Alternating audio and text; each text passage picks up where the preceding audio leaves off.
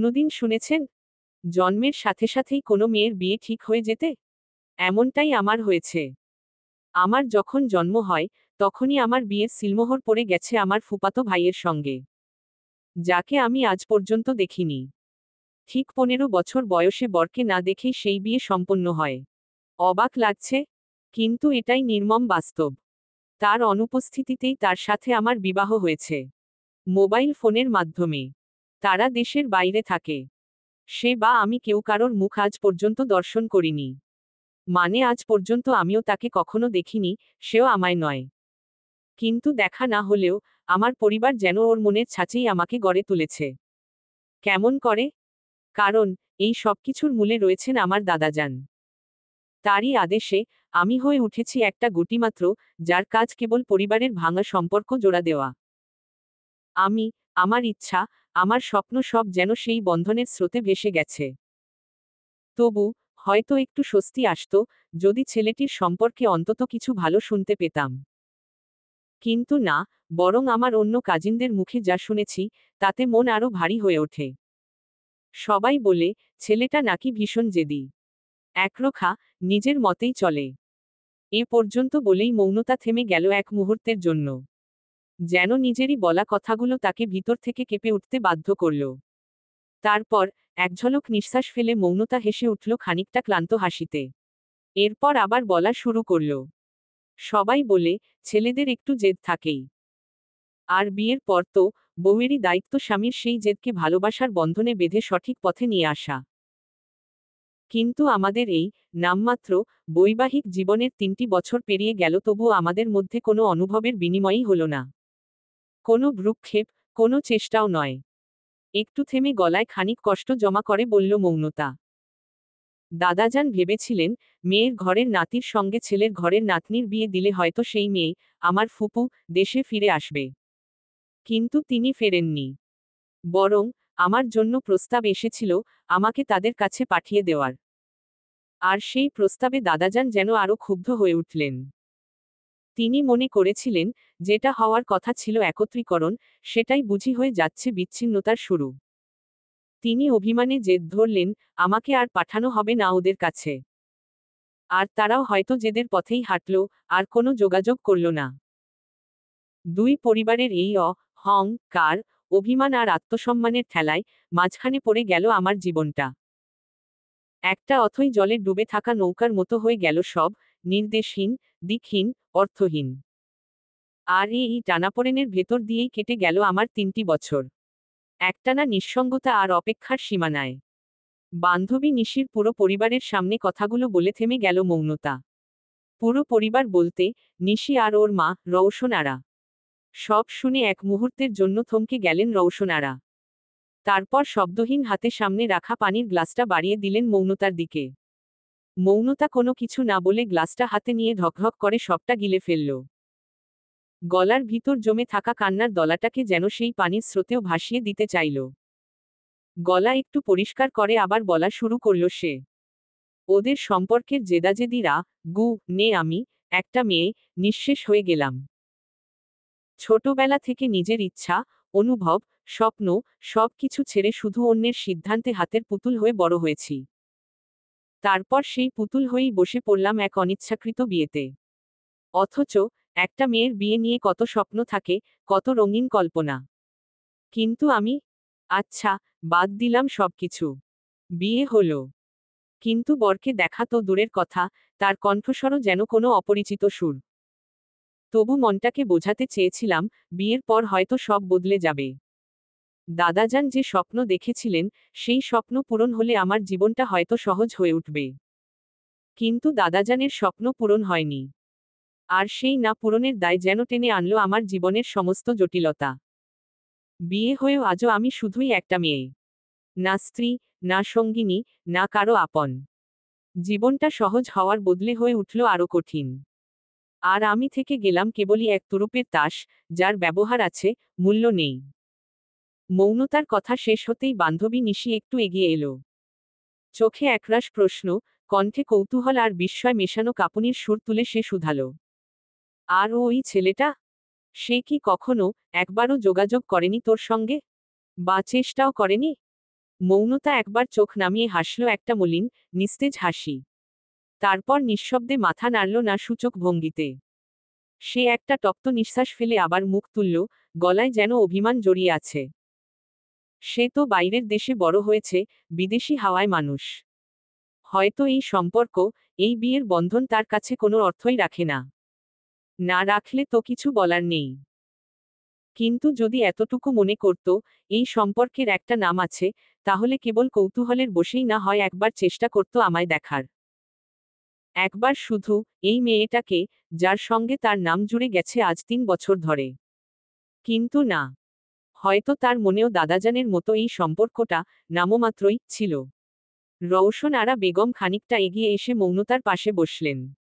আদুরে ভঙ্গিতে মাথায় হাত বুলিয়ে দিয়ে এক গভীর দৃষ্টিতে তাকিয়ে শুধালেন, আর ওই ছেলেটা, তার জীবনও কি এতটাই সহজ হয়েছে? সেও তো তুরুপের তাস হিসেবেই একটা বিয়ে করল, তবু সেই বউয়ের মুখটুকু পর্যন্ত দেখতে চাইল না। ব্যাপারটা কেমন যেন। মৌনতা হালকা মাথা ঝাঁকালো। কণ্ঠে অভিমান আর আহত নির্লিপ্তি তুলে প্রত্যুত্তর করল, আন্টি, সেই কথাটাই তো বললাম। সে হয়তো এই বিয়েটাকে মেনে নেয়নি। আমার জন্মের পর থেকেই দাদাজান এই ইচ্ছেটা পুষে রেখেছিলেন আমার বাবার আর ফুপুর কাছে। তারা তাদের বাবার শেষ ইচ্ছা বলে হয়তো মেনে নিয়েছিলেন সবকিছু। তখন তো আমি সদ্য ভূমিষ্ঠ। আমি কিছু না বুঝলেও, সে তখন যথেষ্ট বড়, পরিণত, সচেতন, সব জানত। সে আমার চেয়ে গুণে গুণে 7 বছরের বড়, সে সবকিছু জেনেও একবারও চেষ্টাও করল না আমায় জানার, বোঝার। ছোটবেলা থেকে যেভাবে আমাকে পুতুল করে রেখে ফুপাতো ভাইয়ের নামে বিয়ের কথা শুনিয়ে গড়ে তুলেছে সবাই, তেমন করেই তো সেও জানত, এই সম্পর্কটা কোনো কাল্পনিক ব্যাপার নয়। তবু, কোনোদিন না সে একবার ফোন করেছে, না পাঠিয়েছে একটি বার্তাও। আমার অন্য কাজিনরা বলেছে, সে মাঝেমধ্যে তাদের সঙ্গে গ্রুপ কলে যোগ দিত। কিন্তু আমি, আমি যেন সেখানে থেকেও ছিলাম না। আমার অস্তিত্বটাই তার কাছে অদৃশ্য। একবার ভুল করেও না কল, না কোনো টেক্সট। কি জানি, হয়তো আমার বাবা আর ফুপুর সেই পুরনো ঝগড়াটাই সে নিজের মনে বয়ে বেড়াচ্ছে। আর তার মধ্যে পড়ে, আমি হয়ে গেছি শুধুই একটা পারিবারিক ভুল বোঝাবুঝির শিকার, একটা অপ্রয়োজনীয় সম্পর্কের নিঃশব্দ নাম।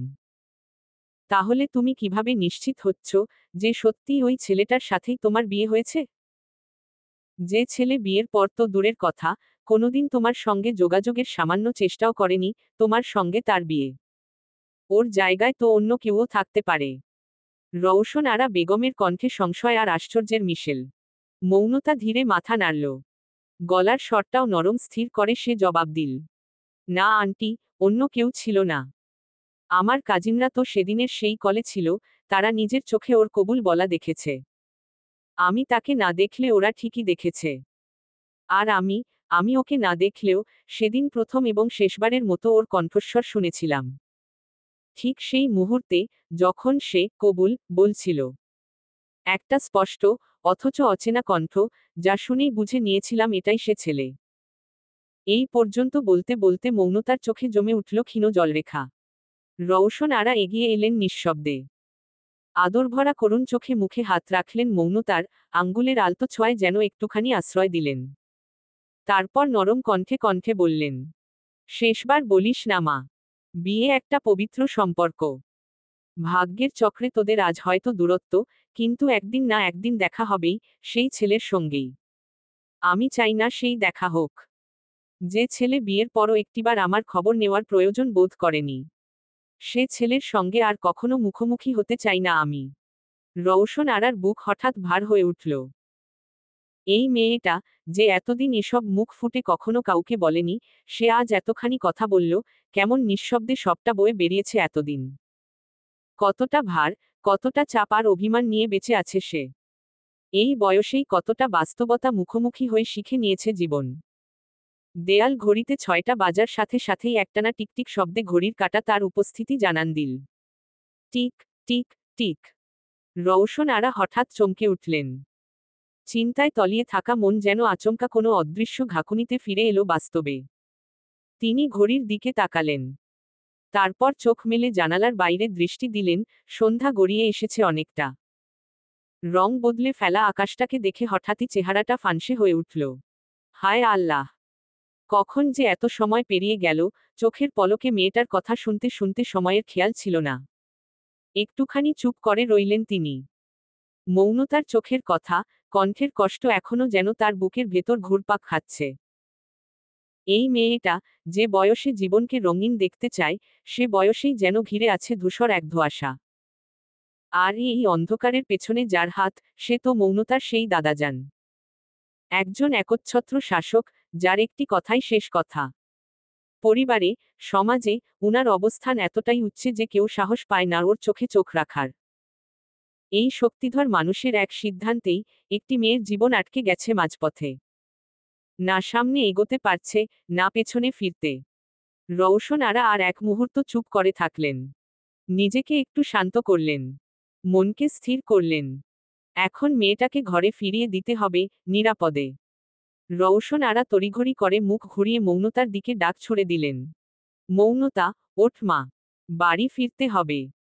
তোর দাদাজান যদি জানতে পারেন তুই এতক্ষণ এখানে ছিলি, রাগ করবেন খুব। কিন্তু মৌনতা নড়ল না। একটুও না। চোখ নামিয়ে ধীরে বলে উঠল, আমি ফিরব না। রওশন আরা থমকে গেলেন। আরও কিছু বলতে যাবেন, ঠিক তখনই মৌনতা অসহায় কণ্ঠে বলল, তোমাদের বাড়িতে তো তেমন কেউ নেই। তোমাকে দাদাজান চিনে বলেই শুধু এখানে আসতে পারি। তোমরা সবাই ঢাকা চলে গেলে, আমি একেবারে একা হয়ে যাব আন্টি।